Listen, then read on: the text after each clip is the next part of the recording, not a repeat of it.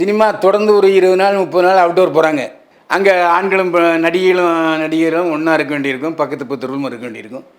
இரவு படப்பிடிப்பு அதிகமாக இருக்கும். அதே மாதிரி நீங்கள் நடிகைகள் வந்து கதாநாயகி மட்டும் இல்லை, கதாநாயகிக்கும் எம்ப்ரேஸ் பண்ணி ஹக் பண்ணி முத்தம் கொடுக்குற அளவுக்கு இப்போ காட்சிகள் இடம்பெறுது. அதே மாதிரி பாலியல் பலாத்கார காட்சிகளும் அதிகமாக நடக்குது. அப்போ அந்த சூழ்நிலையில் அவங்களுடைய உணர்வுகள் என்ன மாதிரி இருக்கும்?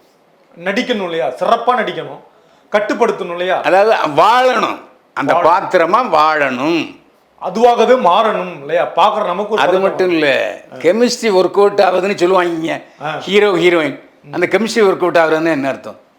ஒரு ரசாயன பொருளும் இன்னொரு ரசாயன பொருளும் ரசாயன கலவையான பிறகு தான் அது கெமிஸ்ட்ரி என்பதே அதான். அப்போ என்ன அர்த்தம்? Taste the Daily.